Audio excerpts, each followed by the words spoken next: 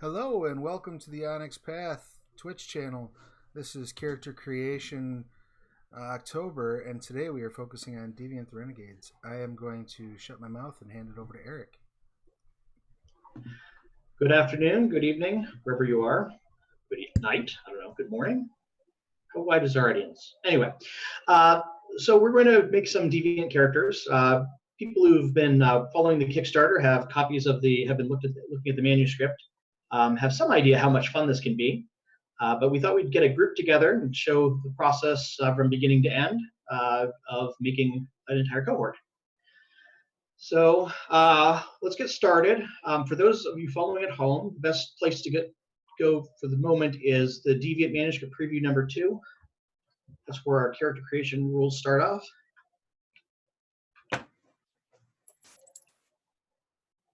I'll open that right now. Mm-hmm.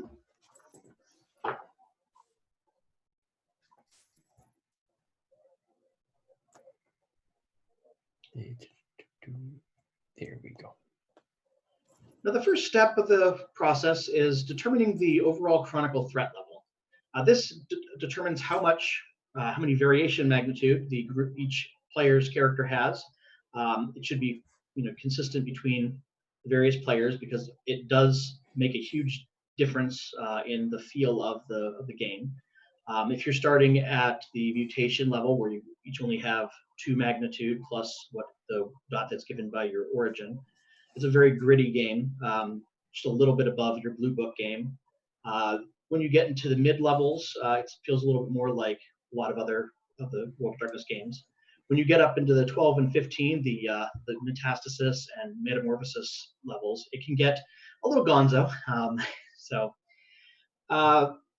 First step then is players.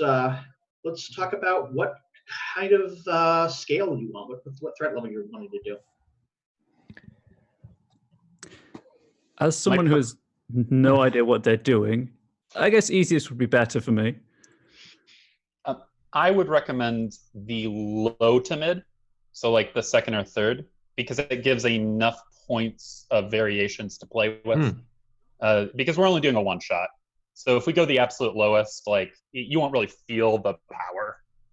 But I 100% agree. We don't want to jump to the highest tier with our very first game and blow ourselves up. Does that sound fair, everybody? Yeah, sure. Yeah. Sounds reasoning.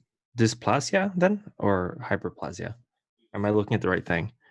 Yeah, you're looking at the right thing. All right. I've done a lot of the dysplasia games. I find that it gives a nice mix of having a couple nifty powers each. You could go for something big, but you probably will range in the 2 to 4 range for the most part. So we'll start on the 7 at the dysplasia, and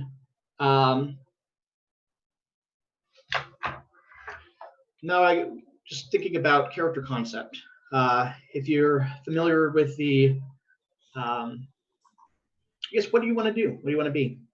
This game has a lot of flexibility around the whole people running away or fighting against a faceless conspiracy that is trying to control them.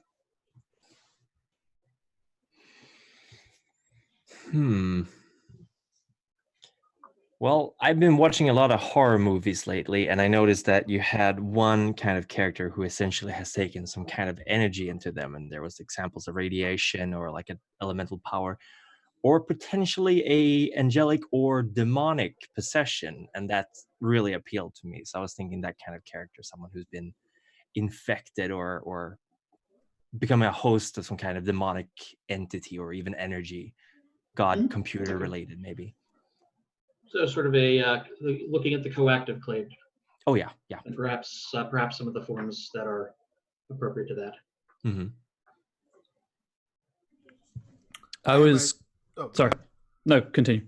I was going to say I'm a big Cronenberg fan, so preferably somebody who's horrifically mutated through some sort of accidental experiment. I'm not necessarily saying I want to be a Brundlefly, but I want to be a Brundlefly. I approve. The idea I was toying with was taking the trope of the overbearing parent enacting their dreams on their child, and Ooh. being the child who's been experimented on. Okay. And So a bit of a I'm- born. Yeah. I'm going with a college grad student that, in order to get brownie points with the professor that he looks up to, he willingly submitted to be experimented on. And he's actually at the college because he was interested in their chess boxing program. So he is a chess boxer.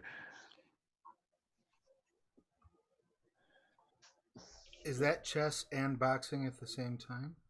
It is. When we're done Yeah. here, 100% Google it or YouTube it. Will do. Is it anything like Australian Quidditch rules?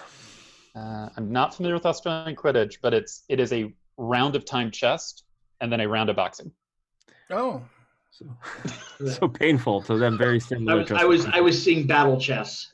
I can only imagine how But hard anyway. it is to like strategize after you've been punched in the face for 2 minutes. Exactly. So yeah, that makes sense. Exactly. Well, now we have the starting concepts. Let's move on to attributes. You have the usual breakdown of the 5, 4, 3 in physical, mental, social, however you want to organize that, starting with 1 in each. Mm-hmm. And as usual, if you kind of get to if you just only have the very beginnings of things, you can go back and adjust it later because variations tie into attributes in a way that they don't in a lot of other games. So you'll find yourself adjusting it toward the end at the very least. Okay, 5, 4, 3.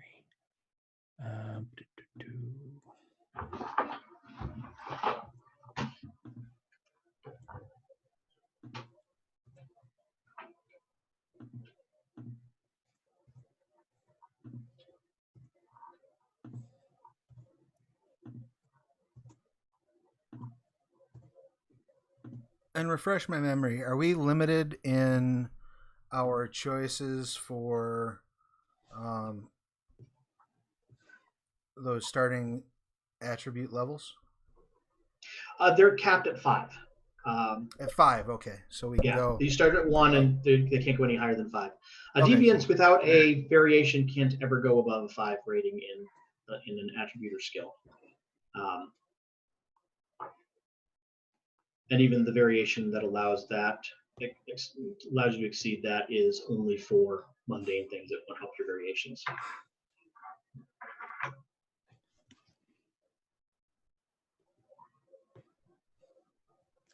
Okay, so let's see here. Origin, pathological.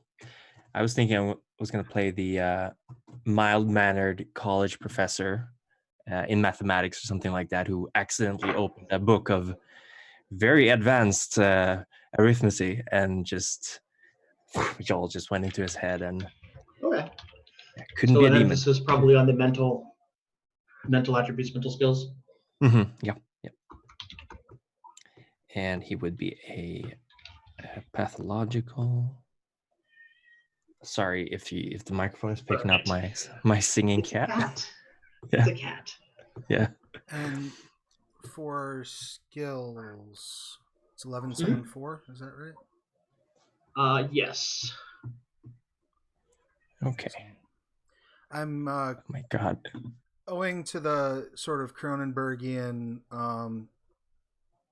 kind of view, I'm going to play a character who has very low composure and very low resolve. I don't handle my shit very well, which will turn out perfectly for when I, When you take something like murderous urge and tie it to a mental, can't Right, control it at exactly. all. Oh my God. No, I'm getting better. Yeah, exactly. Great storytelling. Yeah, I know. People have observed you can go anywhere from like really focused and just having these interesting quirks to like getting ready to be a train wreck going into a fireworks factory. Just from the get go. On the the Discord, some people with all sorts of like bizarre ideas about like devoted who like have no arms and legs and don't have any ability to sense things, but are just sort of harvested for the powers their organs grant, which is not playable as a player character, but so it makes for an interesting bit of world building. It's a dark place to go to. Yeah, well, it is. It has its moments of darkness in this game. So, I mean, it is the Chronicles of Darkness. Exactly. So, Okay, what was it? Was it 1174 for skills? Mhm. Skills was 1174, right? Yes. Yes. correct. And skills don't tie in with the powers in the game, so those are a little bit more relaxed in a lot of ways. You don't have powers that are based on rolling those. Okay. Okay. We can only have 3 in a skill when we start, right? With these points. Not that I'm aware of. No. Oh, okay. Is that an old? It's That's go up to probably 5. an Yeah, old- that's old world. Yeah, I know. I've been playing so many Okay, versions of this okay. game, and then I also Alright. run a third ed Exalted game, which is completely different. Just different enough to make it impossible to remember which is which. Right. Okay. I'm gonna put a point.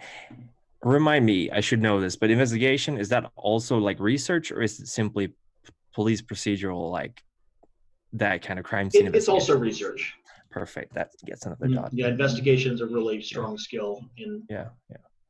a modern horror game. Okay. All right. I think I've got my points spent there. Going to be primary mental. Took very little physical skills. Socially, it's all intimidation and subterfuge for the most part.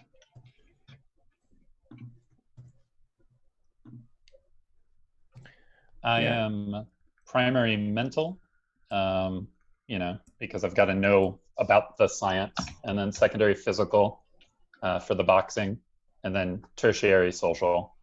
I am nobody interesting when it comes to social, and I also chose that same array for my skills. Okay. I went with physical for the the stresses of. I went with like violin prodigy, so the stresses of performing on the body. Then social, and then mental tertiary, and then social primary skills and mental secondary. Just on physical skills now. I went with mental primary because professor, and physical tertiary last, and social second, secondary. Same with my skills. So I put a little bit of some points in expression and empathy and stuff like that. Like I'm a lecture kind of professor, so I would be talking in front of a crowd a lot of times.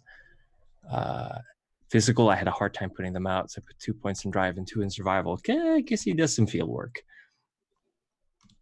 Okay. All right. Can do a brief bit with specialties. Mm-hmm. I hear a couple people with that just seem to cry out for some academic specialties or being professors or expression specialties. Yeah. If anyone could sound off in the chat and just let me know if you're hearing okay. Oh, we got one person reporting they're having an audio problem. Oh, weird. Yeah. I've got audio on my stream. I don't dare. Immediately. Don't tempt the technology gods. Yeah, I will I'm not tempt the technology gods. hearing people are getting it in the chat, so Oh, it's fixed. Okay. Okay. Okay, great. Wouldn't want people to miss out on the opportunities. indeed. So specialties, do we get to put 3. 3 ones? 3. Oh, 3. Okay. All Okay. right. And they would be listed in the 4th manuscript, right? Specialties aren't really listed. Well, they're just there are some like Okay. examples in the 4th. Yeah. Okay. Gotcha. So let's. So see you might have a here. mathematics specialty. Oh yeah, Mhm. definitely. Yeah. Or numerology, depending on which aspect, which way you approach That's things true. from. That's true. I'm thinking. And- Eric, I know that investigation could be research, but I was going to do an academics research. Is that also appropriate? Like book research? Yeah, that's there are different versions of the research is on the list right there. So cool. Okay. And then I was going to do brawl, boxing, and then athletics, lifting to represent hit in the gym. Mm. If my professor was the kind of guy who went to do field studies and like how would different cultures have developed their mathematical systems, stuff like that, would that be anthropology or history, math history? Math history, that's very narrow. Well, if you have mathematics already, history isn't a bad one to do. Anthropology would also work if you're focused on, like how mathematics influences the culture. Yeah. So I'll go with science, mathematics, and academics history then. Sounds great. Let me know if these work, Eric. We got veiled threats for intimidation. Yeah. Feigned innocence for subterfuge. And classic. Abnormal anatomy for medicine. Oh, okay. No, that's very fitting for a mutant. I'm envisioning you eventually changing into a ball of flesh with that like faked innocence. Like, I'm an innocent ball of flesh. Innocent blob. So that's in the other game that we're doing right now. Right. He plays a blob. I'm playing Alex Mack. I'll put my last specialty into lectures for expression. Yeah, that makes sense. I got expression violin, crafts, instruments, and empathy performers. I think those sound fine. Okay. All right, let's start into the meat of things, the divergence. Sounds like most of you have had your origins picked out. I've heard a couple accidentals. I heard one born. David, were you thinking an epimorph or autoergic, basically a willing or a volunteer? I was thinking epimorph. Like I didn't fully comprehend something. Yeah. I was like, yes, Professor, I will volunteer for whatever it is you do. Whatever it is, yeah. Okay, yep, that would be epimorph. And Clades, sounds like we've got those pretty well figured out. Although David, that wasn't as focused. You didn't mention that one specifically. Oh, I'm gonna do invasive. Okay. Basically the professor shoved, like, Professor, you're doing things with my head back there? Don't worry about it. Yeah. Just shoving computer bits in me. Just focus on the I almost said Game Boy Color, and that's old tech. What the Switch? The Nintendo Switch. That's what they are now. That's the Game Boy Color of this generation. No, it doesn't emulate it. The 3DS emulates the Game Boy Color, though. Darn it, Eric, that's canon for this character now. I was handed a Switch. Oh my god. Well, and then he gave me like some Novocaine shots. It was like another unnamed goose game. My goodness. Untitled goose game. Yes, he gave me Untitled Goose Game, and he just shoves computer parts in my spine and head. This goose can honk. I'm a little on the fence here about whether I should go with autoergic? Autoergic. Mm-hmm. Or pathological. Because my thoughts are that I was probably doing something dumb to myself. But not planning on what happened. So does that the difference between autoergic and accidental, other than what powers you want, not powers, but effects you want, is that if it's an autoergic, you knew full well that you were going to be breaking your soul in the process. If you were accidental, you were doing something to yourself, had no idea that this would be the result. It sounds like you're going for the self-made route, ultimately. Yeah, probably. I think so. So, yeah, let's do pathological then, I guess. Okay. I'm definitely leaning for exomorph. Yeah. Well, if you were kind of raised to be that specific way, that could also be a born origin pretty easily. No, I was more thinking, like the parents signed me up for it, thinking they knew best. Okay, so it was a little later on, but Yeah. Sorry, okay. that was unclear. No, that makes sense. Sorry, I brought the little singer in here with me, so he'd be quiet. Is this the one that wakes you up to drink from the tap? Yeah, I'm on it to Twitter. Yeah. So we were going through the origins, clades, and forms, right? Origins, clades. Yeah, we could do forms as well if you have Right. a pretty good idea of those. Those Yeah. kind of adjust some of the other stats Okay. and such early on. I'm assuming my clade would be mutant, right? Yeah, it sounded like what you were. I think everyone pretty much had some idea of what was going on with their clade. But Yeah, I can't decide between mutant and cephalist. Obviously, I haven't checked through all the variations and stuff, so I don't know what associated ones are. well, cephalists tend to be more classic psychic powers, a lot of mental stuff, and they are. They're the trauma that they suffer very psychological trauma, which is what broke their soul. Mutants are very big on the body horror, so it's a very physical reaction, almost an allergic reaction to whatever triggered the divergence. So it's like I said, those tend to be very deep on body horror. You get some. You'll see what I'm talking about when we get a little bit deeper in. But Yeah, there's a lot of body horror in mutants. The people who dig the body horror tend to gravitate toward them. The body horror. Yeah. So self-made for form? Yeah, self-made would be a form. That sounds like what you're describing.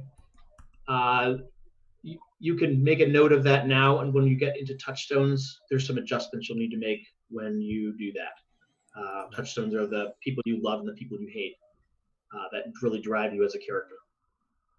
Okay, cool. Yeah. But I'm then, probably going to. understand correctly, forms aren't required, right? Forms are not required, not at all. Okay. They're for when you want to play something a little weird, or self-made. Self-made is not super unusual, but it's not everybody's self-made. Okay. I was thinking of going for the pathological because I found this book. Nobody gave it to me. I just found it and read it and became a coactive. I got this energy inside of me.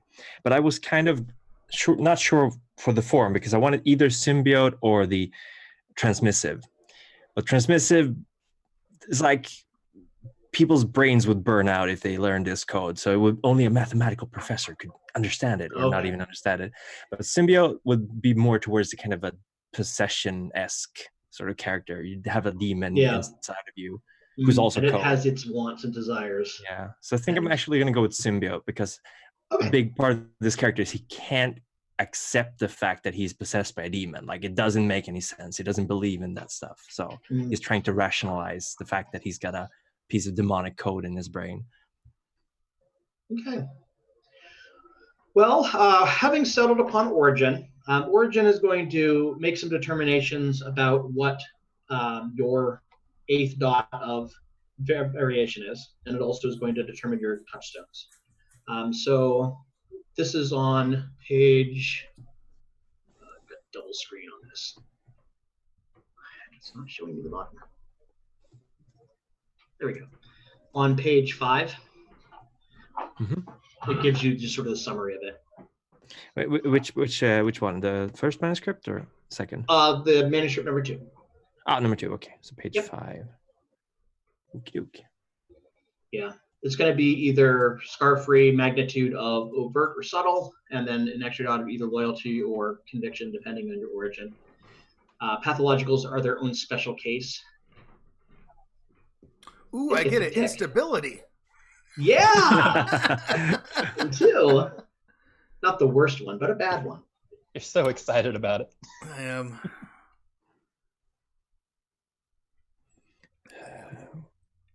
Okay, so the variations are the powers, correct? Correct. Variations and scars. So you get, if I'm reading this correctly, correct me if I'm wrong here, I get a free dot of any variation So that can add to another variation if I wanted it to, or it can be its own thing, right? Correct. You can have a completely scar-free variation at magnitude 1. Or you can have basically add it to another variation without having to increase the scar. So you could have a magnitude 3 scar supporting or entangled with a magnitude 4 variation. Normally that is not allowed, but it is with that pre-dot. And conviction versus loyalty, what's the difference there? Conviction is the people you want to destroy, and loyalty are the people you want to protect. Okay. I'm not entirely following where we are right now. Sorry. Yeah, we've kind of jumped all over the place. We kind of skipped past the variations and scars a little bit and jumped into forms because people jumped into them. Let's go back to go back to page 4 or 6 rather. Sorry, 6 where you have variations. That's okay. Okay. Sorry. Okay. So variation or origins.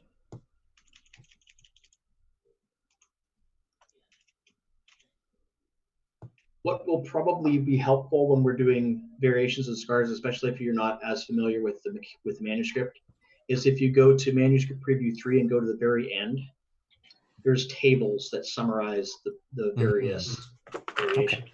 They're very handy. I do love a good table. That was in the first preview. I'm gonna take a screenshot of that. Let's see here. So let me see here. Pathological nicknames. Renegade. I went with Cephalist in the end, by the way, just if that's of interest to anyone in chat, because it's like a process video. So okay, so I get 1 scar-free magnitude of any variation, subtle or overt, and an additional dot of either loyalty or conviction. Mm-hmm. Okay, but you also get a medium instability right off the bat. Yeah. However, no precautions are taken to help them withstand their divergence. They begin the chronicle with 1 additional medium instability. Gotcha. Okie doke. And we're gonna. So I write that into my sheet. I got the fan made sheet. You had loyalty and conviction. Yep. Okay. Damn, I'm not good at this. Let me see here.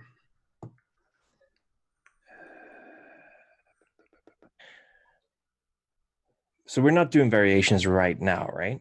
We're about to. Okay. But okay.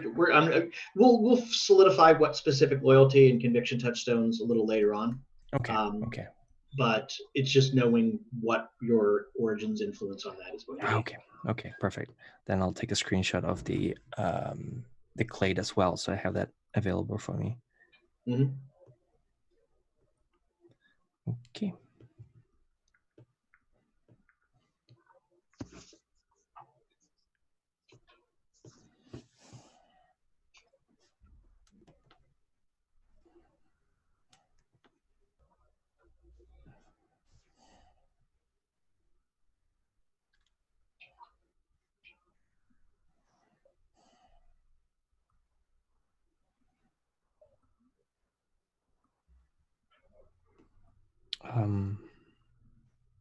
Adaptations. There's stuff we're using now? Adaptations you get automatically as a function of your Clade. Mm-hmm. Okay. If you want to see what those look like, you can go to the very end of manuscript preview number 2. Mm-hmm. And they're reprinted there so that it wasn't a mystery when people were looking at the Clades. Gotcha.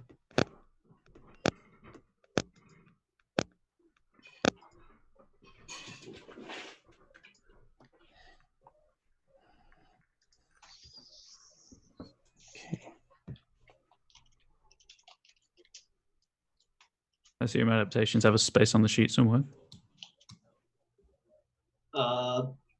Adaptations, let me see.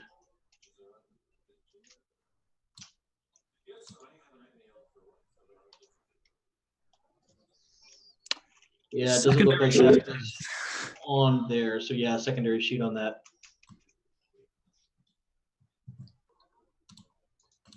Eventually we'll have a full sheet, but my skills with this are not where they would need to be for the design. So I was happy for a fan made sheet. No, it works. So Yeah. So we get both of the types that are listed. Mm-hmm. You get stubborn resolve, and then the two that are listed for your Clade. Okay. Each one has one utility effect and one that allows you to overcome. A lot of the variations have limits of you can only use this once per chapter, and it allows you to overcome that at a cost based on your Clade.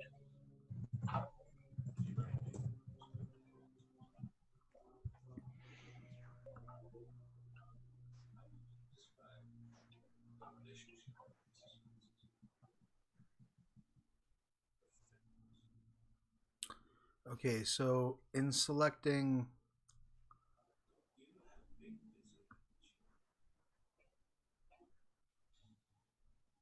variations, Mm-hmm. we get 7 dots, right? Plus 1 for your origin. If you were in accidental, whichever, whether it can be subtle or it can be overt. The only limitation as far as which ones you can select is at least half of your variation dots must be from some combination of universal variations and variations for your Clade. So if you're a mutant, you can't have, 2 dots in universal variations, none in mutant, and the other 6 in coactive, for example. Gotcha. Okay. But other than that, it's pretty flexible. It's very easy to do a lot of different things.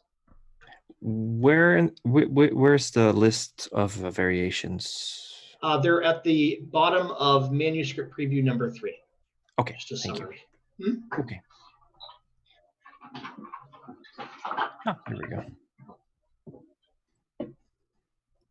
So I had to have something from my Clade specifically, but the rest can be universal, right? You don't have to have any from your specific Clade if you don't want. Okay. You just can't have a bunch from other Clades if they exceed the half of the. Okay, right. gotcha. Because we've got 7, are you rounding up or down for that half? It's at least half have to be in universal and Clade. So it'd be you 4. ultimately have 8, so you have to have at least 4. I feel like when there's a power called Creeping Dread, why would I not take it?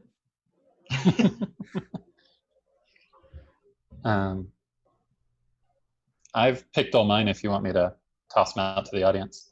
Sure. For my free 1 rank of a subtle without a scar, I went with Carapace 1, which just gives me 1/0 armor. I went with Enhanced Speed 1, Superhuman Intelligence 1, Superhuman Strength 1, Computer Aided Processing 2, and for each data computer aided processing you take, you have to choose a different effect. I chose Human Clay, which once per chapter I get to move my physical attributes around, and Mind Hack. Once per chapter I get to move my mental attributes around. Mm-hmm. And then I went with another invasive one, Omnicompetence 2. Yeah. At level 1, I no longer suffer penalties for not having skills. At level 2, I'm going to choose Journeyman. Once per chapter, I get to say a skill, and I have 3 dots in it. Good times. Basically, I don't have flashy powers, but I have statistically useful powers. Invasives are really good at statistically useful powers. Let me see here. I am just going through this list right now, so I haven't been able to It's pick all it right. yet. Let's see here.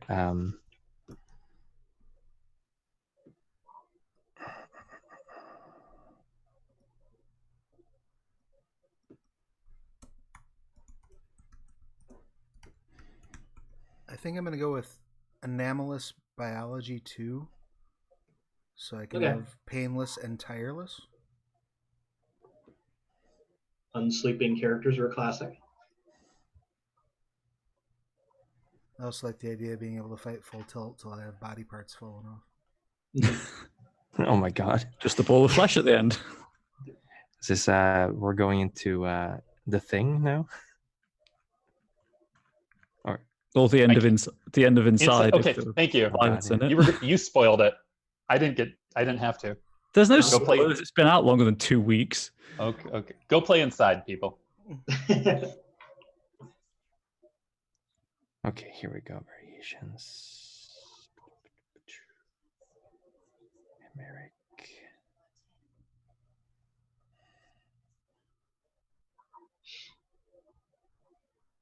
I just realized I made another board. Gosh darn it. Another bod. Yeah. I play board in D&D a lot, so... Bard love. Bard love. Oh, bard. Okay, yeah, sorry. Oh, sorry, yeah. That's okay. Yeah. Ooh. I like this Deadly Ichor. Can you explain this to me real quick? So if I wanted Deadly Ichor, the pressurized version, I would need to spend at least 2 dots on it? I believe so. Let me just double check the numbers.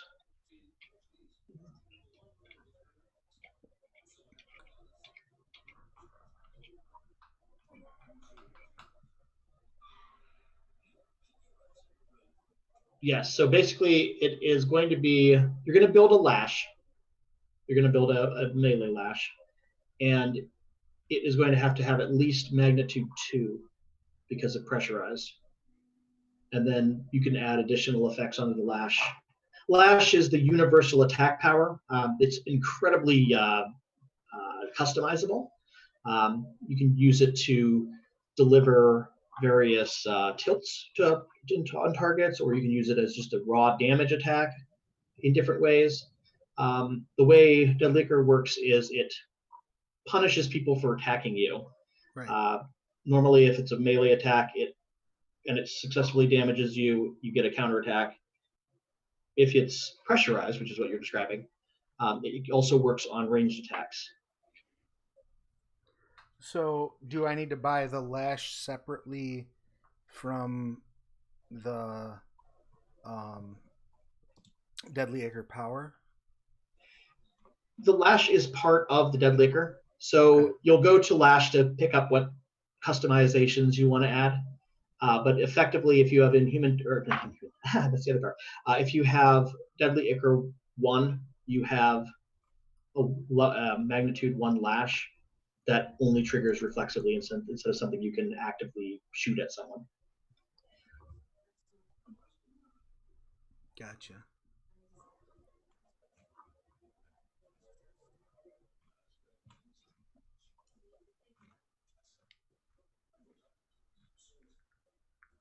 I believe that is 7 dots. And remember, you get 1 free for your Plus origin. the scarf free dot, yeah. Mm-hmm. 5 points put out. I'm kind of looking at the coactive ones now. Was there an upper limit to how many points we can put out on one of these blessings? I mean, no, sorry, variations. They only go up to 5. Okay, but 5 and is allowed. The more powerful the magnitude of an individual variation, the nastier its entangled scar is going to be. Mm-hmm. So that's the disadvantage to having all your dots in one effect, or a lot of your dots in one effect. Okay. Is those scars are going to be painful. Okay. I've put out 6 points so far. I got blessing 3 dots and otherworldly connection 3 dots. And for blessing, I'm going with unlucky and albatross. So you curse I other can. people. Yeah, I curse other people. I think I'm gonna put the other 2 in something a little bit more directly offensive. So I'm gonna go through the standard ones to see if there's someone I could pick there. Do you know what your flavor of otherworldly connection is going to be? It would definitely be demonic. Demonic. Okay. Yeah. Or if it's in the same, like angelic and demonic, but if I have to pick, then demonic, definitely. Okay. Well, we're probably talking about like demon in the old, not in the demon the.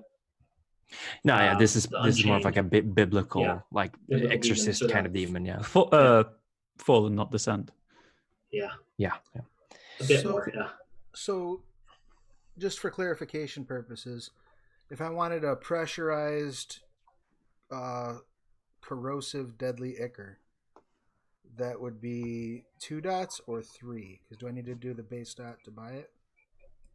The deadly ichor cost is already, or the lash is already, its base effect is already covered in that. Give me 1 second to get your names there real quick. Sure. So you're doing deadly, you said? So that's your free, like normal effect. You're doing pressurized, which is +1. So now it's a magnitude 2 lash. Corrosive, you said? Yes. Is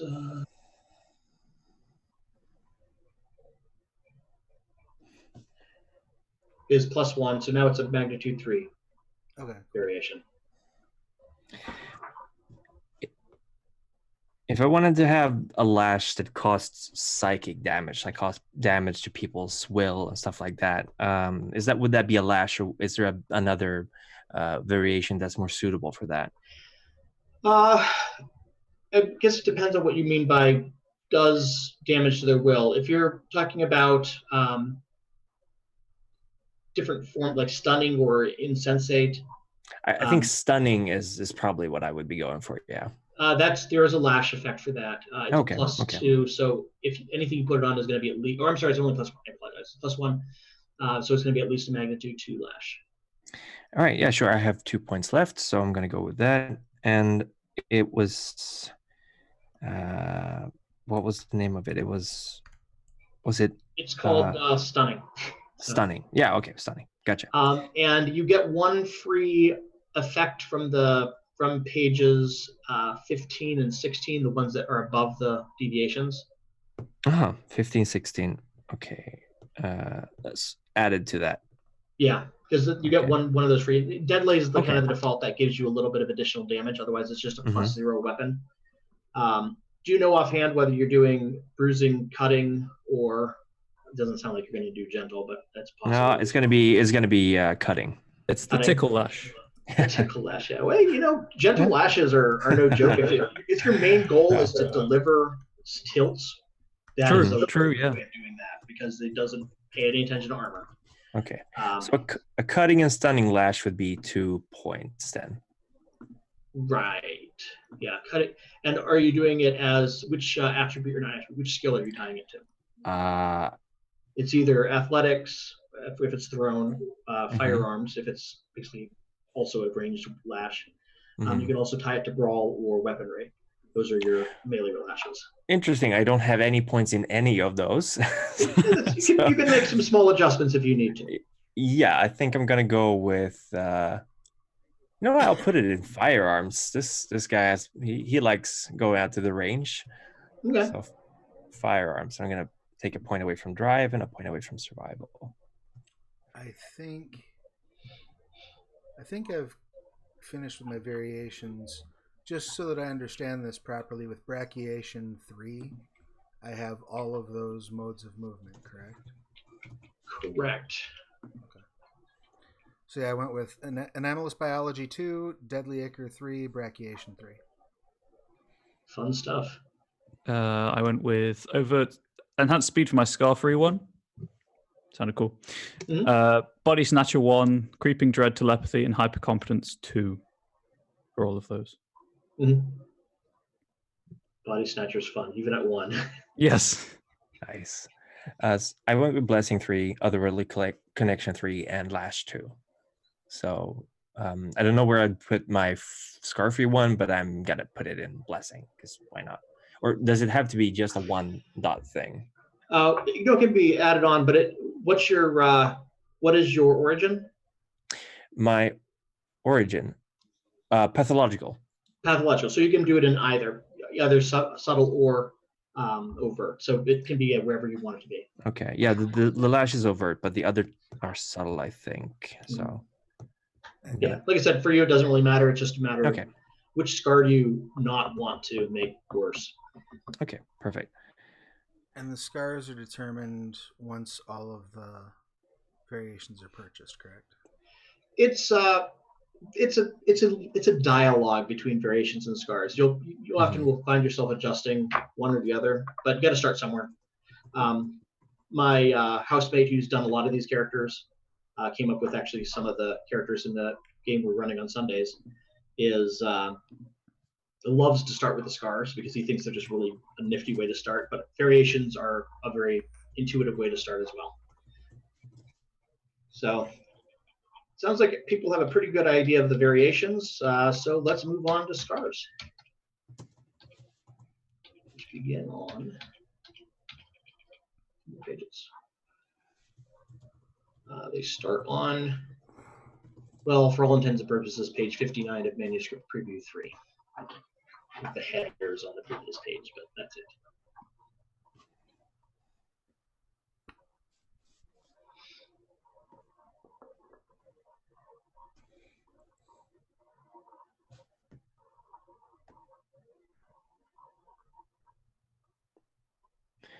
Oh, can I just make a very slight change? Yeah, of course. Okay. I'm just going to reduce my... Like I said, it's a dialogue. Thank you. I'm just going to change my otherworldly connection to 2, which means I can communicate. I can't physically touch. And I'm going to put 1 point into Fate's agent with counter. So it would be like, yeah, I have some ability to defend myself. Okay. Cheesy question. Sure. For superhuman attribute, I bought it twice. I chose intelligence and strength. Would it be more effective for me to go back to the attributes part of CGen and assign some of those intelligence and strength dots to something else and use my superhuman attribute to bump it to 4? Just as long as you're aware that if someone somehow counters your variation, yeah. And also, a superhuman attribute is, you can make it persistent if it's persistence, always on, it's a perpetual keyword. But it doesn't have to be persistent. You can make a control, I just get beefy and strong when I need to be. In that case, it may not be a good idea to have 1s in your strength and dex, or whichever's. So strength and intelligence. I guess also it would make more sense that you were a good chess boxer and got better. It would make more sense, yeah. So can I take unstable variation with my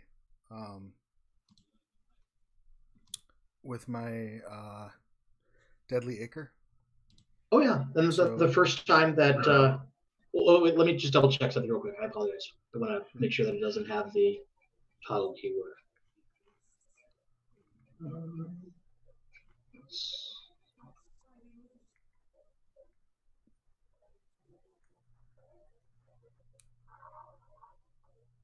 So we're doing scars now, right?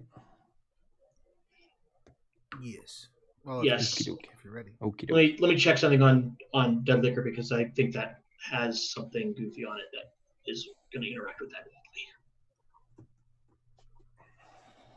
It is a toggled only, so you can't use it on a power that is a perpetual. But that only works on. Hold on. So I have to match the amount of variations I have with equal amounts of scar. Not quite. It is linear. So if you have a 5-dot scar, you can support 1 5-dot variation, or 2 4-dot variations, or 3 3-dot, and so on. And it's the same with all of the things. And then, of course, those are maximums. If you have 5, you can do a 3 3 2. Yeah, and there's no limitation to this can only have these scars. There are none that say that you can only have these scars, but there are some keywording things. There's you're not going to be able to. Yeah. Yeah, there's some little cheaty things that I just don't want people to have arguments at the table. I'd rather the rules be built that way. So if it makes absolutely no sense that you would combine these two things, there should be keywording to prevent you from doing that. Yeah. So we have to match the keywords, yes. There's some you have to think about the keywords at least. Cool. So, because unstable variation has any, subtle, and repeatable. Yes, it also has. A second. Okay, no, you're fine. It just means that the scar itself isn't over. Right. Okay. So for that's going to make it a controlled scar. So your deadly ichor isn't going to be active all the time. It's something you have to actually activate. It isn't automatic. Yeah, so it doesn't. It's possible, but it doesn't play really nice with that. Right. I see what you're saying. Anytime it's something that could be. It's a reflexive power, so it doesn't cost an action to do. So you can do that. It just means that the first time you get cut and counterattack, you take instability. Right, it'll crazy. So yeah, it's fine. Okay. So, yeah. I'm reading deterioration here. I'm assuming that oh yeah, it's okay. Never mind. It's tilts. So, not tilts. They're tilts. So they last until the end of the scene, unless lingering. Yeah, unless lingering. Okay, gotcha. Yeah, that was definitely going for the blessing. Bad things happen to them. Bad things happen to you. Oh yeah. Just breaking down the body. So how many scars can I take then? If I have 3, 3, 2 for my powers. Well, you can take as few as 1. It'll be a 5, but it'll be 1. Okay. Or you can take 3 to entangle 1 each, so you can have a 3, 3, and a 2 scar. Or you can do a combination, somewhere in between. It's also possible to start the game with some unentangled scars, where the scar is just sort of on its own. That's if you're thinking about building something later. It's probably not going to be very relevant in a one-shot unless you just really like to suffer. Yeah. I'm not building this character for their stability. So what if, let's say, is there one that just makes you? There's one that makes you hideous, right? Oh yeah, there's a conspicuous appearance. That's under persistent ones. It's beginning on page 65 is the persistent scars. In summary, controlled scars hit you when you activate your power. Involuntary ones make it so that you have to activate your power, but sometimes it activates on its own. And sometimes it even works and does its own thing. And then persistent scars are a standing effect or disadvantage that you always have. And so could I see here the terrible and monstrous under conspicuous appearance. Are those added on to the lower magnitudes? It is for this one. It says at magnitude 4 as magnitude 3, so it has the same downsides as magnitude 3. Nasty attempt to trying to hide it, and notoriety condition among all characters. But also terrible. You get to choose one of the 2 items. Okay, and see that's terrible only when you take it at magnitude 4. Yes. So if I went with so because what I'm sort of aiming for, if I went with a magnitude 3, I would basically be hideous all the time. I could try to cover it up with heavy clothing, a hoodie, something like that, but I would be at -3 to disguise myself. Right, because it's usually so obvious that it's really hard to hide. Okay. Yeah, I think that's what I'll do then. Okay. And so then if I have 2 magnitude 3 scars... I absolutely love this. Oh, sorry. Oh, sure, go ahead. Go ahead. No, you go. If I have 2 magnitude 3 scars, do I need a magnitude 2 scar as well then? If you have, because you have your 1 free floating point, right, the one that's come with your origin, so you eventually have 3, 2, 2 instead of 3, 3, 2 for your variations. Right. So if you have 2 magnitude 3 variations, one of them supports your magnitude 3, or magnitude 3 scars rather. Sorry, 2 magnitude 3 scars. One supports your magnitude 3 variation, and one supports your magnitude 2 variation and the magnitude 2 variation that's bounced to 3. Okay, cool. So then I just need those 2 scars. You just need the 2 for that. Okay, cool. In going with the theme of demonic possession that I'm not in control of, I'm thinking of adding the addictive variation to the blessing on 3 dots, meaning that I'm going to suffer a persistent addicted condition if I'm not using it, and I'm going to go with lingering. So if I use this as an inopportune time to curse someone, that's going to be like rewarding me with a beat. So this is like the demon lashing out at people around me. Like I have to make them suffer, and it's really not up to me. It's the whole your sword is hungry for the souls. Yeah, exactly. You just have to curse people. You just can't get away around it. Yep, people around me are gonna get hurt. Great. Sorry. Eric, you're gonna all bad You're people. gonna hurt me, and I'm gonna go crazy, and then Eric, I'm tossing you an ST1. I'm doing deterioration 1 for enhanced speed, which is whenever I'm using this, the ST goes, now your legs don't work. Yeah. Just enough to... it's like, don't worry, David. Your legs work now they don't. Yeah. And honestly, you can decide when they just crap out. I mean, I would get the beat for it too, if it's appropriate and it actually disadvantages you in the scene in a significant way. That's the fun thing about scars, is they really drive the drama of the game, because it's what distinguishes the game from a superheroes game. It's they are a lot of the flavor. They're the reason that you're so angry. I was thinking I'm running Aberrant currently, and this feels like Aberrant with penalties.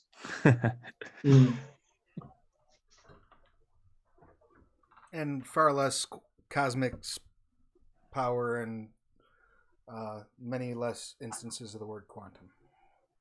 Yes, many less instances of the word quantum. In fact, I don't think the word quantum is mentioned in here. I mean, it may be in like one of the examples. That's possible. Now you just need to add it just to satisfy that criteria. I'll just throw it in the index. Page X.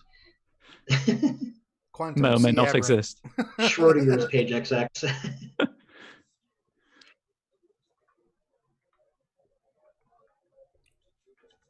Got an involuntary stimulus for creeping dread. Right, let's go back to my attributes. Mm-hmm.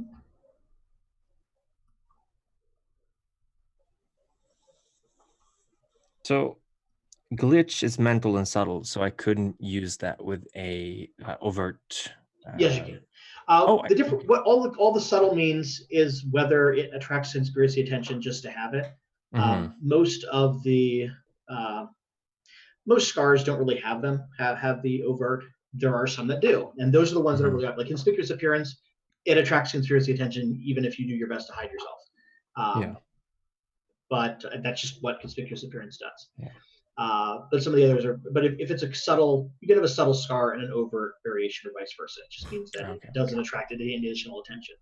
Okay. Because like here's what I'm thinking as I'm envisioning the appearance of my character. So like through whatever mix up made them into a deviant, all of my internal fluids have become extremely corrosive. Oof. And most of my tissues have adapted to that, but my skin didn't. So I'm just a skinned person. That's horrifying. Right. And because of the constant agony, that's where I've developed the painless tireless. I've got kind of the dark man thing going on where like my nerve responses have just shut off to that, because otherwise I would go irrevocably insane. As opposed to slowly going irrevocably insane. If that works for what I've got set up here. Yeah.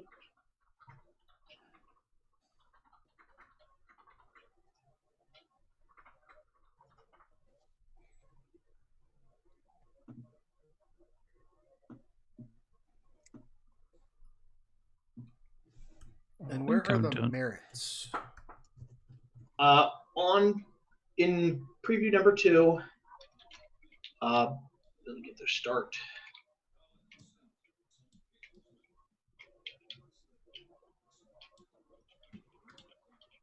Just to make it clear, I have to put out 7 points of the scars, right?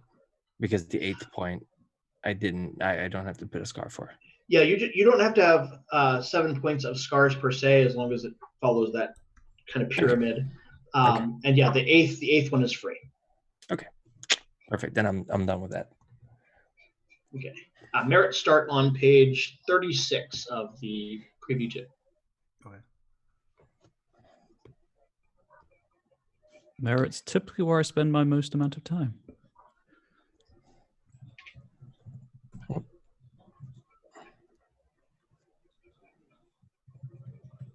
They're a pretty hefty number of them, in part because of Invasive's computer-aided processing. Allows you to, a lot of them allow you to get free merits temporarily.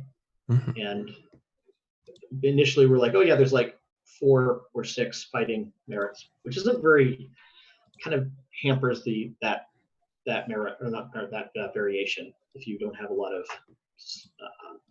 fighting merits to pick from. So there's a few merits now.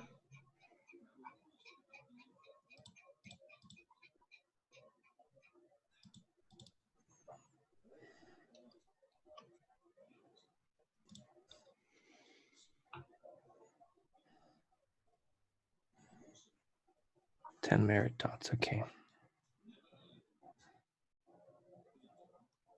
And acclimatization is basically how good we are at using our powers, right? Or It's a couple things. Mhm. It's that sort of raw supernatural power stat. It never goes higher than 5. okay. It increases how much instability you can take without getting penalties.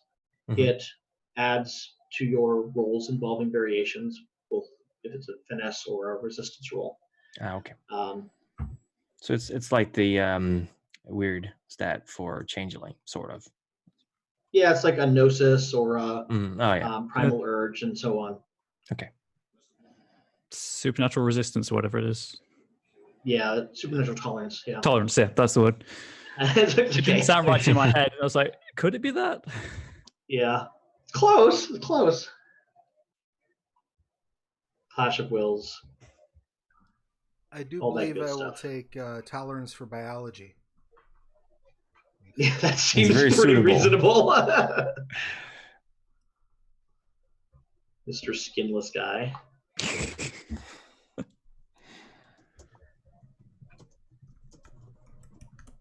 Strange question, but can I take a bang to video games? I'm trying to think of how that would manifest. In the present, I'm only taking it at level 1. In the presence Okay. of video games, I start having allergic reactions. Okay, that would be fine then. It's purely It would be- psychological because I was Yeah. playing it when I was transformed. Yeah, no, it's just like, okay, no, that makes sense because let me see, actually, there's another thing that might. Let me just double check something. If there's one that works better, I'll take it. Yeah, I have one that is in my mind. I'm trying to.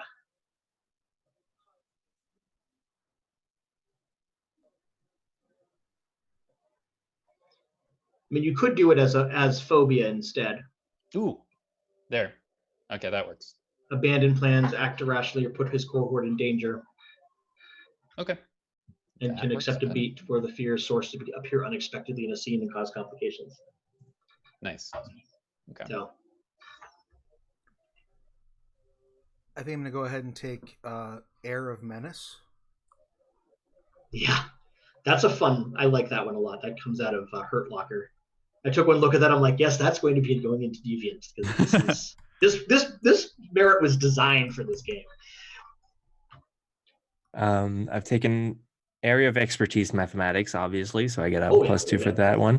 I actually picked Bleeding Heart because I think this guy is really struggling with the fact that he's been possessed, so he's trying to hold on to his humanity. What humanity can, yeah. Yeah, and Indomitable so far. This is the reason that he's actually still alive. That he's fighting this entity within himself. So he's pretty tough. Yeah, pretty hard to influence supernaturally. Yep.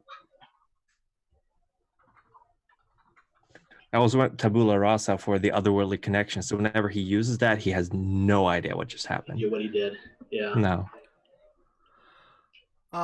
That's interesting because if you're getting information by communicating with these entities, how do you got to have to pass that information on? Someone's got to be around when I do it. Yep. Would it be all right for me to take jargon under fast talking? Just to sort of channel a little bit of the inner Goldblum of this character. I love it. Sure. I can talk with really weird cadence. Yeah. Yeah. Life finds a way. Finds a way. And then I beat you with it. And it's 7 points in merits, right? You have a total of 10. 10, okay. It's new and different. I'm badly mistaken. Well, let me just double check to make sure I'm not hallucinating this. Is that 10 when I checked? Yeah, it's again with the remembering. Yeah, it's 10. Yeah, 10 dots between whichever merits. Okay, I know that in Blue Book it's 7, but like every other supernatural one, it's 10. Just a really quick callback to the whole lash thing. I could take athletics with that, right? Yeah, it's okay. It's also a ranged lash. Okay, so athletics as a lash, that would be like just. It's like throwing it basically, but the thing is like to a certain extent, it's pure flavor. It's just I have to hook it to some skill. Athletics and firearms are ranged attacks. Weaponry and brawl are. Oh, if it's throwing, then fits my character really well. I'm changing the firearms to athletics then, yeah. Okay. Also, athletics is good for defense. That's great. He's also going to pick hardy because he's been through some shit with his body right now. Oh wait, yeah, I do have stamina 3. Perfect. I think I'm done with 2, merits. 4, 7, 8. Parkour. Area of expertise, unsurprisingly, the violin. Yeah. I love it. Eidetic memory, hypervigilance, patient, manticore companion, because why not throw the storyteller a bone? And striking looks, because I always pick striking looks for some reason. Now, people have their favorites. Bard's got a bard. If I take fight, flight, or freeze, I make that choice. Yeah, you get to choose which one you use. It's a merit. It's not a flaw. But it is, all those options come with, they're good and bad. Right, sure.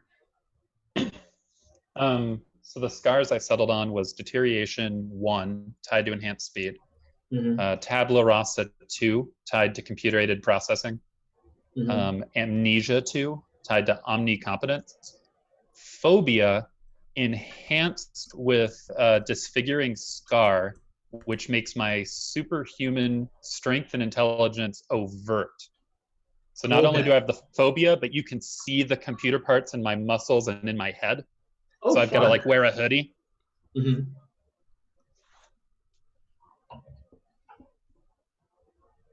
Oh yeah, scars, right. Addictive variation are tied to body snatcher because, who doesn't like that? Wonderful. Hypercompetence is tied to fragility, telepathy to concentration, and creeping dead to involuntary stimulus, which is when consumed by fear or despair. So I guess an internalization of that variation. Yeah, so when you're afraid, others become afraid too. Yeah. Thanks. With the reactive choice at magnitude 2. And so I can take area of expertise with that abnormal anatomy. Yeah, it's it's just it's a merit. Basically, just makes a specialty +2 instead of +1. So you need resolve 2 in a skill specialty. That's relevant.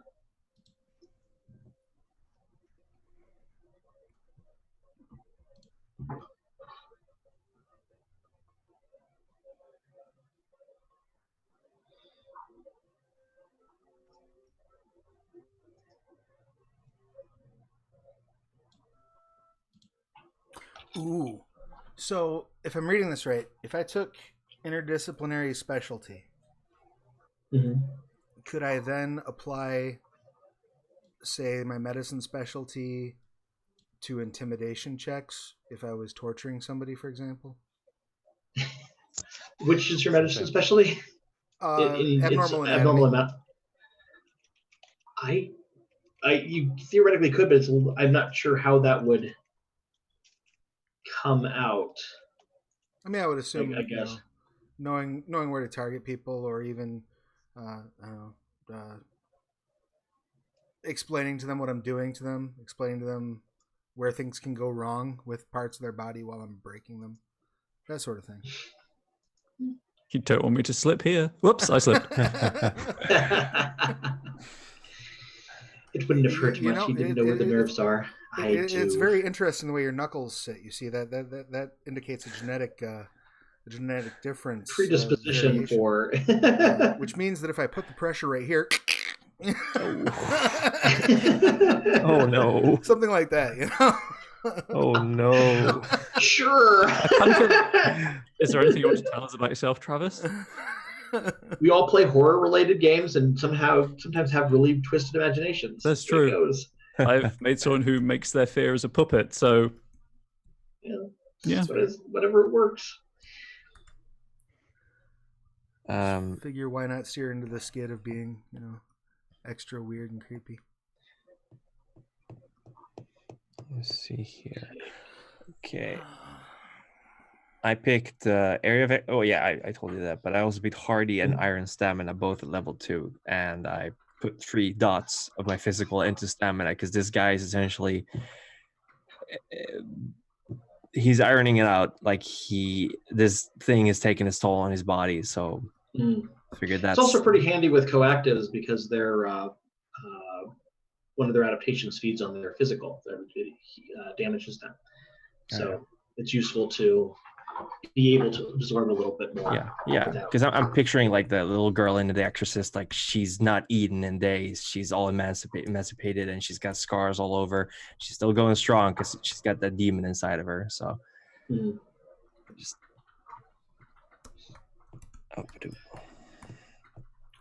And I took investigative aid under Travis, I believe you're basically wrapped for merits now, or are you still working on merits? I just took my last one. I took investigative aid for medicine. Okay, so you're set through step 7. We'll do cohort, but we'll jump back and do touchstones in a bit. I think that I find that tends to work better when you're simultaneously working on your conspiracy. Christian, where are you at?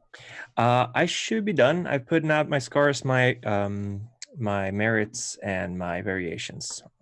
Okay. Ryan, you set? Yeah, I just noticed there was a merits field, so I'm updating my notes to the correct place on the sheet. There we go. It's all done. Okay. And David? I just finished my merits. I'm going with Chokehold, Living Progenitor, the 5-point version. I plan on making the Professor of Loyalty and Prized Experiment, which I have no idea that he's using the successful experiment to feed to the conspiracy, but I love him, and he doesn't want me to get killed. Okay. Good times. And that will tend to shape how the conspiracies work. We have a couple accidentals. Those tend to be... Let's first quickly get through the determine advantages step. Those are just derived traits. Shouldn't take but a moment. Then we'll dig into conspiracy a bit. And that's in manuscript preview 2 as well, correct? It's on page 9 of manuscript 2 is the advantages part. We'll be doing the conspiracy. Will be chapter or preview number 4. Does my superhuman strength increase derived traits from strength? During those periods that's active, yes. Okay, great. It can be a mess if you have superhuman stamina and it gets shut off somehow. Yes. So maybe like make a note on my sheet that it's 6 as long as my strength doesn't get shut off. Yeah. Ooh, okay. The classic sheets with the little putting the dots on there really are not designed for parentheses, but sure, we do what we can. Yep. Got my willpower at 3. Gosh, it's so good. You are a hot mess. I got a resolve of 2 and a composure of 1. Oh dear. Oh gosh. Got a 6 in willpower. Because Every day I wake up, we got to deal with this shit. And we're all size 5 unless we have some sort of. Let's take like power. the giant merit, or you have the gigantic power active, or whatever it's Yeah, called. gigantic or miniaturization are the variations. Gigantic is the best one to go into your final hour mode, because then I think you get like size 25 or 30, and you storm through Tokyo. However big you need to be to make the story go. Yelling the name of one of your conviction touchstones as you knock over buildings and step on cars. It's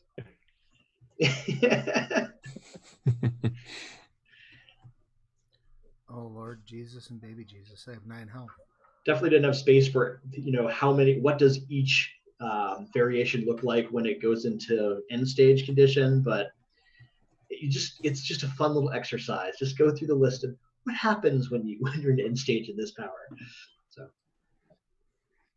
For those that haven't read, what we're talking about is it's possible for your character to go into like a death mode where you have one scene to resolve a conviction. a chapter, but yeah. A chapter, yeah. Yeah. Oh, damn. Yeah. Yeah. But during that time, your variations are super. Yeah. Nice.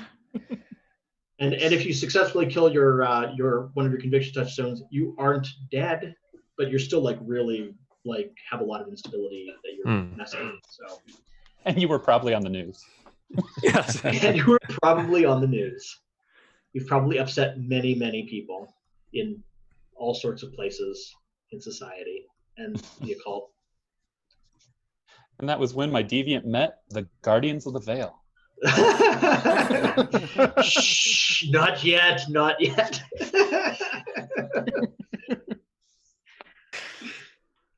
That'd be a great twist in a mage game though. Like just, some deviant just goes nuclear and you're just like, it's your job to clean this up. It's my what? And is stability like a morality trait? It is after a fashion. It works a little bit more like changelings, where it's a damage track, like a special damage track that you take. You're going to start out with instability equal to your highest magnitude variation. So, and anything in the last 5 boxes, you have 5 boxes plus acclamation. Anything in the last 5 boxes penalizes your scar resistance rolls. So if you have a scar that feeds on that, you kind of start wound penalties on those, and you have to clear those out. From each story, it refreshes. And there are other things that can cause instability or heal it as you go along. Most of those involve your touchstones. Okay, so if I have a variation that my highest one is 3 points, then I would have 3 points of stability. 3 minor instability. So it's marked just like damage. The slashes for minor, X's for medium, and then asterisks for not aggravated, major. Mm-hmm. All right, I think I have my combat statistics and derived ability. So my defense is a 2. My initiative is a 2. I got all this health though. What do I do with it? Which will come in handy because Clearly rampage, Travis. When I'm standing in front of people's bullets and whatnot, it'll just be spraying them with my own acidic internal fluids. Nice. Then they damage you at least. Shouldn't it have eaten that Taco Bell? Oh, they will damage me. I have a defense of 2. Oh dear. Oh dear. My dexterity is Also- a 1. And I take it you have no carapace, so or other armored. No. Oh, No, boy. I'm just gooey. Gooey. All right, we're gonna variation. go. Oh, sorry. If we're all set on the derived stats, we're gonna go ahead and go to Manuscript Preview 4, page 57. We're gonna go to the conspiracy creation process. Now, while it's possible that to have a group that is all one conspiracy, all the same origin, all the same clade, it's also, and you can make just one conspiracy. This is the one that made all of you. This is the circumstances under which they captured you or whatever. or got your permission. You can also do a mixed group, which is clearly what we're doing here. But you're going to want to focus on what is the conspiracy you're up against right now. It may not be your specific. Your progenitor might not be involved in it. Having someone who has a living progenitor as a merit probably should influence what kind of conspiracy you do. You want to make a character like that important. So thinking about your general concept, what makes you a cohort, and what is the conspiracy that you're up against in a very general sense? So we're talking about a corporation. Are we talking about a government piece, organized crime, all sorts of different types of conspiracies that you can begin with? Well, we have a professor and a grad student, so maybe some shadow group using the university as a cover. Oh yeah. Yeah, that works. I mean, for my character, they could easily have been in like a music scholarship anyway, so that'd tie in easily. It's even possible. Now, this wouldn't change anything about like my character's build, right? But wouldn't it be possible that like if it was based in like a university, that a member of this conspiracy like screwed with my notes and my formulas or something like that? Oh, yeah, that's a possibility too. Or you just came to their attention because you're wandering around and have interesting abilities. There's a dude walking around with his skin off. Yeah, that's that tends to attract some med students, evil med students. Evil. You say evil, I say progressive. Right. Progressive. Gosh. Make an omelet. Gotta break a few eggs. Wait.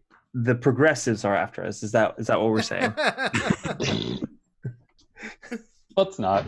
We're all these old school monster tropes, and they're like, no, this doesn't belong in modern horror.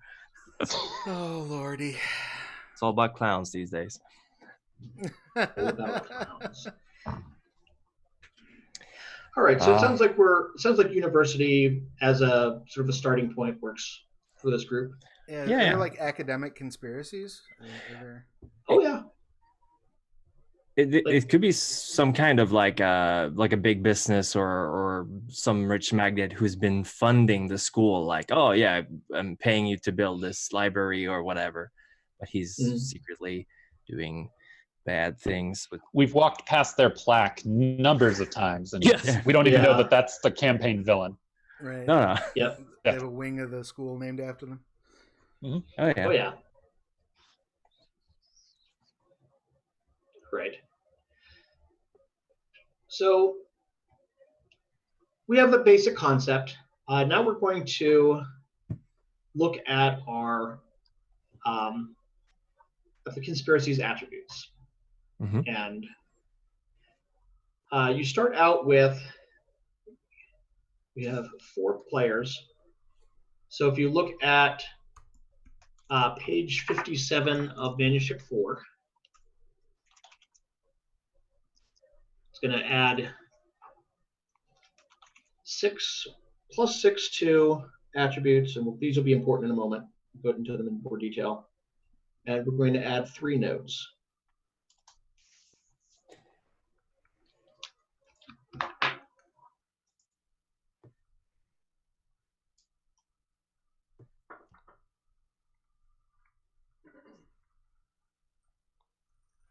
We're going to start by talking about their principles and their anchors.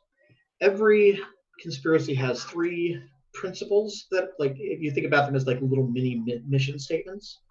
And then they have a virtue and a vice, similar to the way baselines usually do, but spun a little bit. Kind of like if you think about it as like their collective virtue or the collective vice as an organization, the kind of people they attract. So you can have people who are idealistic, but curious. So, for example, and principles run the gamut, but again, they tend to be like mini mission statements. So what kinds of do people have thoughts on those effects or those traits. Well, I feel like if it's related to university in some way, there's going to be some ominous knowledge aim, whether through like using the secrets of the past or researching new methods of bettering the human condition. Right, like Improve the human condition. knowledge is more important than the means by which it is acquired, kind of thing. Yes, definitely. College is a front for an evil R&D group.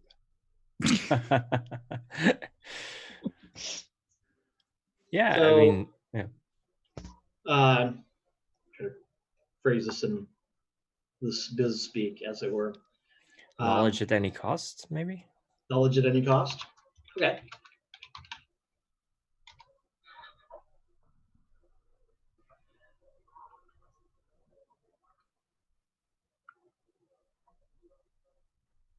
Any thoughts around virtue or vice? We have 2 more principles to play with as well. And this is a collaborative process, so it's possible for a storyteller to say, I'm going to give all of you all of this knowledge out of character, and we'll build this together. Or the players can say, we'd really rather you pick some or all of this. I tend to be a very collaborative storyteller myself. My players, I jokingly call a bunch of commies because they figure out exactly what's best for the group as far as stories go, and they discuss how the story should go for the maximum entertainment value. Not everyone likes that. So, I would think a virtue would be something having to do with determination or drive, like driven. Determined. They're determined. They're pushing towards progress. Yeah. Okay. Kind of for the... sorry. No, go ahead. I was just thinking for another principle, maybe literally people before profit, because it's their main resource. Interesting. And they would consider that a good thing. Yeah. Oh, yeah. We're clearly good guys. Yeah. People before profit. Yeah. Just That's imagine what we interesting. can learn with Travis's character's acidic blood and Yeah. Yeah. plenty of uses. Making some money is okay, but mostly we're interested in the knowledge at any Yeah. cost, and Right. people before profit. Yeah, we're all about helping people. All about helping humanity, people Yeah. in a very Helping the general, right people. abstract sense. What is it they always say in Silicon Valley? Making the world a better place.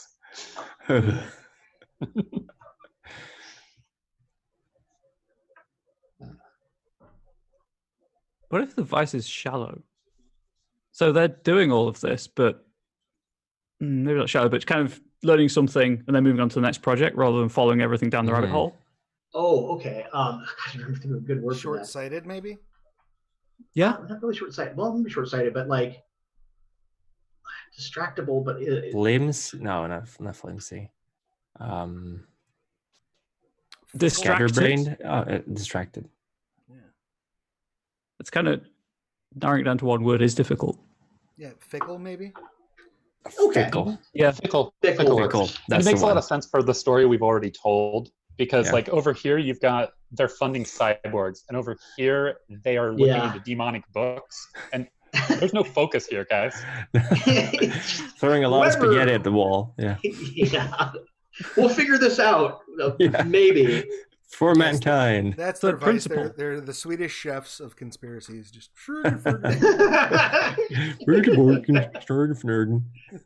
Okay, we have one more principle to go here. Could that be many paths, one goal? Ooh, Many paths, one goal. No, that's great. No, that's really wonderful. good. Ooh, That's really staying on good. brand. I Yeah. like it. Yeah, we indeed we are. All right. That's fun. All right. Now let's talk about nodes. Let me get the little chart here. This chart is on page 53. And it tells us that for a standing 3 conspiracy, which is what we got going on here, we start with 7 nodes, plus we're going to get 3 more because of the group, so a total of 10. You have extra players. We're going to have 2 icons. Icons are kind of the superpowers of the conspiracy. And we're going to have, I got this backwards. Oh no, that's right. Okay. We start with 12 attribute points, and then we add 6 for the group, so a total of 18 between the simplified power, finesse, and resistance. And actions are a little more interesting. Well, the maximum trait is going to be max 7. So, and then the conspiracy has 2 actions per chapter, which won't come into play in character creation, but something for a storyteller to deal with. So let's start with the nodes. And we can flesh out all of them, or we can just pick a couple now and then let the storyteller play around with the others. A node is kind of a localized structure. It can be like an accounting department that makes sure that the money flows. It can be a particular laboratory. It can be the PR department that makes sure that that the conspiracy's bad behavior doesn't come to light or is spun away. So let's talk a little bit about what kinds of nodes this group would have. And we can break down nodes into 4 different types. There's hierarchical nodes, which is the ones that like direct everything else. Oftentimes a conspiracy will just have 1 hierarchical node, but it's possible to have multiple. There are exploitative nodes, which are kind of subvert existing institutions. So, like if you have some people at the police station who can open some doors or arrange some arrests, that would be exploitative. Temporal nodes are, and this is explained in a little bit more detail on page 54. Temporal nodes are your direct resources. So if you have a paramilitary militia that you have direct command over, that would be temporal. The PR department can be temporal. And then there's structural nodes, which make sure that the conspiracy keeps running. They can be something like the accounting department. There are also connections to other conspiracies, or they allow connections to other conspiracies. So it can be, the sales department that sells whatever stuff the conspiracy gets out of doing these divergences to other conspiracies in exchange for some other resource. So that's the 4 types of nodes. So where do we want to start? Well, if they were operating through the college, they would have a number of connections to that institution. So I would assume that would be represented through those nodes, right? Yeah.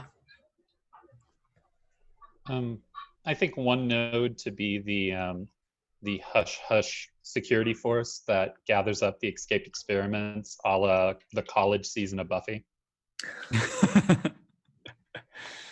They're on the lookout for you, Travis. Yeah, they found your skin. They get extracurricular points for doing it.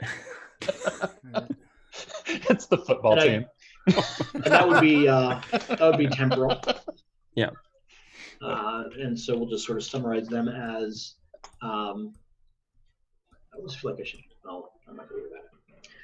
And that gives us like actual like boots on the ground bad guys that could be. It does.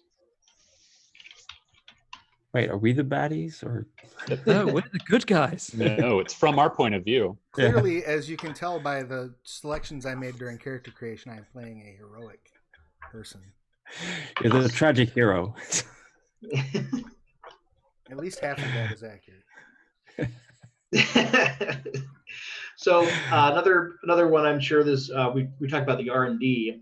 Do we want it to be one main department, or do we want to have a couple different like subgroups within that range? I mean, if all of our Like origins are at least roughly tied together, I think having multiple of those would make sense, especially with what we're sort of talking about. You know, so you'd have like the R&D, you know, the anthropology R&D that found the demon book, and the medical R&D that one of those jackasses got jealous of my work and messed with my notes, and you know, so on and so forth. So the occult sciences department, Yeah, or you know, I mean, who else would mess occult with mathematics department. What just if the physics it's department, quantum physics board department. of funding, Quantum. maybe? There's your quantum. Yeah. Quantum Yep. physics department. Yeah. The Men But in put Black quantum rationale, in- you know, you see a little white girl, 8 years old, middle of the night, carrying quantum physics books, you know she's about to start some shit. You know? Yeah. A sentence that has never Yeah. before been said and never will again. Yeah. What if it's the what if it's some kind of board of funding for research projects? Like there's this stipend maybe that people can apply for when it's out there research, but they also come with all these clauses like, oh yeah, you owe us this and this, and maybe? It's like getting R&D research from money from the mob. oh yeah, it's a grant, yeah. Okay. Grant. Grants to researchers.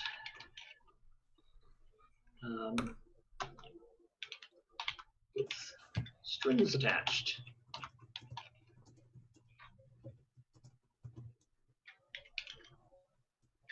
And that sounds structural to me. It sort of keeps things running and going, and provides opportunities for it to be connected to other things like the mob. So quantum physics department, that sounds, is it something where it's infiltrated, or is it just wholly owned and operated by the conspiracy? So they're deciding whether it's a temporal or an exploitative. I kind of, other people contribute. I kind of want you to decide that, so we don't OOCly know if we can trust it. Okay, that's fair. Because I like the idea that my progenitor could actually be a bad guy or a good guy, and I don't know, but I'm loyal to him. Okay. That makes a lot of sense. I mean, my sort of gut reaction is to have all these things be. I think it's funny if like these things are almost obvious and we are just oblivious to them. Like, you know what I mean? Like if there's like if it's like, under like total control, the whole idea, and we just never noticed. The whole idea with Chronicles of Darkness and people have sort of a willful blindness that has to be really taken to 11 if you work in a research university, especially the quantum physics department, where all of these horrible, weird, and bizarre experiments are taking place that don't really obey any sciences at all. Right. Okay. So what do you mean we need the blood of 12 virgins for science? Well, you know. Rush Week, it's going to be hard to find. I don't know. All right, so I'm going to make some decisions on that real quick.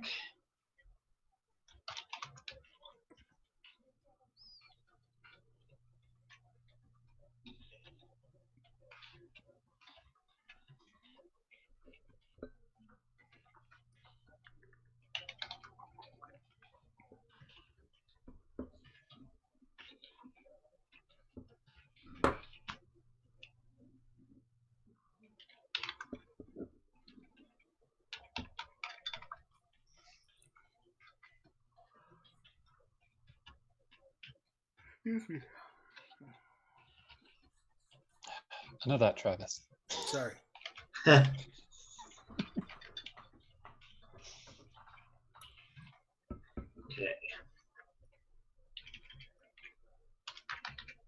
All right, so that's 3.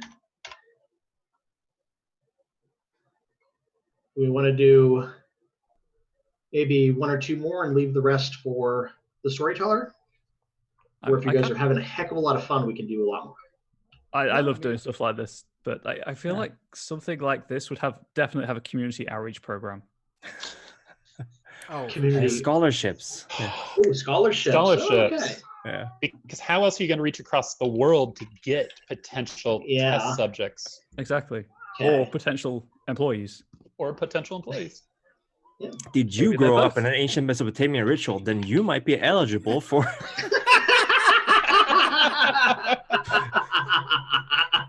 Are you the seventh son of a seventh son? Do we have a spot for you? A cult scholarship program. Okay. Yep.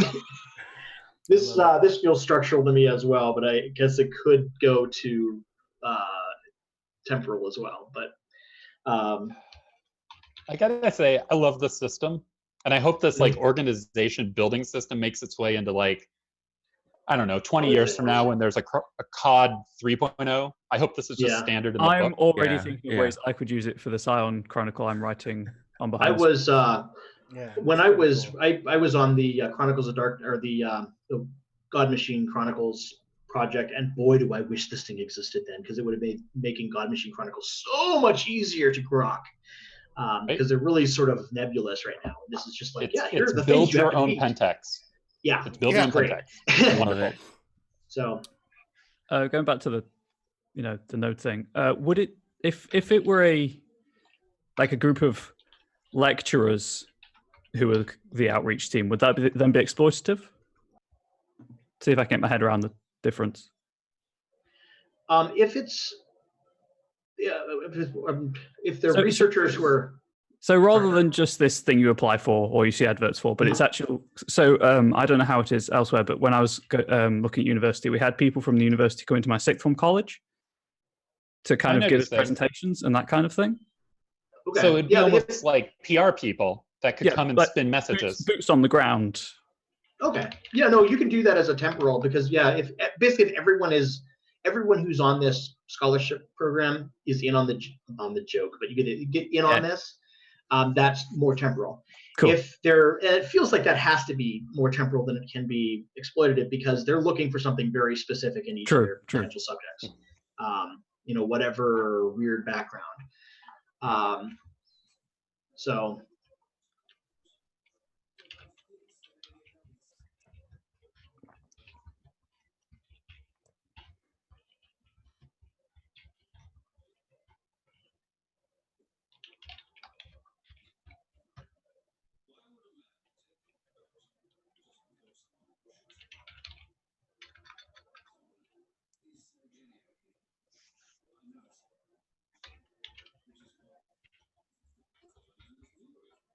Okay.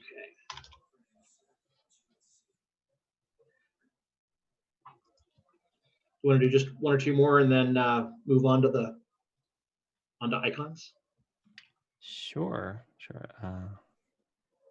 We should probably have a hierarchical because we don't have one of those yet. Well, we're about 10 minutes out from the end of the time slot, so.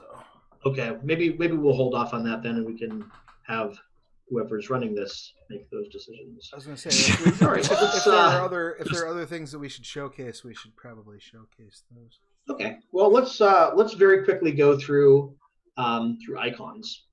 What are the weird things that it can do that the conspiracy has? There are some examples in the setting write-ups. There's a couple in the conspiracy rules. But what has their research yielded them? What unusual abilities do they have? Oh, the obscured library works like Elspeth from the Discworld novels. Ooh. I don't know. A library that's interdimensional library. An interdimensional library allows them to get strange and but to a very esoteric specific resources. kind. So maybe it reaches to a random archive in the Library of Alexandria, which is where the demon book came from. Sure. They have access because of that to very obscure occult specs. Like they know about everything under the sun about the Chronicles of Darkness because of that. Yeah. Or at least they think they do. Or they think they do. Yeah. I'm it's looking a at little bit like getting 10 pages in the middle of a spell book, and maybe the warnings are there, maybe they aren't. Right. I was looking at the Pillars of the Community icon. Now, could they offset that? Oh, I'm sorry. Go ahead. Sorry. No. I was gonna say, can they offset that with like have it be more potent in exchange for certain negative side effects. Like, for example, they have this library that does reach into various occult libraries across the world and across space and time, but occasionally something just runs out of that library. Like, is that something that is worked into their construction system? One way we could do it is we could do it as an occult interlibrary loan, where it takes them a little bit of time to get said text sometimes. Make it cost effort. Maybe not a lot, maybe three effort. So it's not something they can do every session, every chapter. But if you give them a couple chapters, they could probably find a cult book on this. And so cult interlibrary loan. So like if this was a campaign and we make friends theoretically with Forsaken, and they see us working with the Forsaken, 3 to 4 sessions later, their soldiers have silver bullets. Yeah, they just they've done research on this. I love it. And maybe we can do this as, okay, for 3 effort, conspiracy members gain the informed condition. Okay. Regarding one type of supernatural creature. So I was looking at the pillars of the community, which is like a predefined icon, which I think works well with what Ryan was bringing up. That they have fundraisers, gifts, like priceless gifts to local museums, like anything they can't use, they donate. Yeah. So they keep on to whatever is actually useful to them. And then as a result, there's no point in us going to the community and saying, don't trust that university. They're like, what? They're really good. Why wouldn't? Umbrella Corporation has given everyone here a job. I don't know. Yeah, exactly. They gave us our free flu jabs. Yeah. Okay. I love it. And then the last one is pretty straightforward. We have 18 points to distribute between the 3 attributes. Max is 7, minimum is 1. So it's just power, finesse, and resistance. Power represents their ability to just force their way into doing things. Finesse is their ability to sort of get other people to do the work or work around that, kind of con the community. And then resistance is their ability to endure setbacks. Sorry. No, go ahead. No, I was just thinking that obviously resistance has to be really high. That was what I was going to say too. Is I think based on everything we're discussing, like maxed out resistance, like they're just really ingrained. They might not know what the hell they're doing. They're not particularly competent, but they are really just. This is there are certainly more effective conspiracies out there. Yeah. So resistance and finesse and just power. Yeah. This is the conspiracy other conspiracies go to for advice. Yeah. Right. Because that's all At they've least got. for books. Yeah. The community's never going to turn on them, and they would argue they have top men researching things, but they personally aren't accomplishing much. No, of course not. Yeah. 9 out of 10 research subjects just disappear or go crazy. They're really, really bad at this, but they're not going anywhere. Because sometimes they succeed. It's like the open source of conspiracy. Just throw everything out there. It works somehow. All right, so I'm going to do, let's do power 5, finesse 6, resistance 7. Okay. That gets us up to 18. Sounds good. And then we give it a name. We have the energy for a name. The It's Unix the university. Anybody got a favorite university or a favorite fictional university that won't copyright hit us? Yeah, I was going to say Miskatonic, but that's not going to happen. No. What is it? I think it's either U of I or U of M that there's so many of them in the United States. Like I think it should be something like vague. that. U of It M. should be like U of I or U of M. Yeah, U of I like because you can also work that into you're one of us. There you go. You are I. So You and I. Wait a minute. U of I. Which I state is it in? Right, all of them. Could be Idaho. Could be Illinois, Idaho, Indiana, Iowa. Could be incidental. Incidental. Right. I like that. U of I sciences. Yeah. Yes. Science and Humanities Department. Wouldn't that be science humanity department? It could be There's no humanity here. science of humanity. Harmon Institute of Right. Technology. SIT. And then I suppose eventually you might want to come up with character names, but I think we can hold off on that for now. You'll need to think about conviction and loyalty touchstones. Remember, conviction, you're going to have a bunch because you're renegades. Every renegade starts out with 3 of those at least. You'll start out with at least 1 loyalty touchstone. If you're self-made, you've got your own thing going on as far as whether you get loyalty or conviction. But it sounds like you have at least 1 conviction because someone messed with your notes. Right. And you'll want to make those name characters. It's useful to braid them together so that they work well as a group. It could even be. What if it was like would it change it mechanically if it was like a Lex Luthor Superman situation where like I think he messed with my notes, but really I was just shitty at what I was doing? So like I just happened to be mad at this dude who also happens to be part of the conspiracy, but he didn't actually do anything to me. Just an idiot. That's fun. I just forgot to carry a 2 somewhere and my skin melted off. Because we've know what they established say? that they're bad at this. Right. You know what they say at South Harmon Institute of Technology? Shit happens.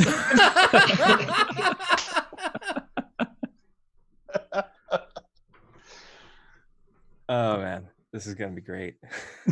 It is fun. And so this is like character creation in this system is just one of the most entertaining parts of like I haven't gotten a chance to play a lot of it because playtest is about as far as we've gotten, but it's just so much fun to like just come up with conspiracies and come up with character concepts and just use the system to build them. So.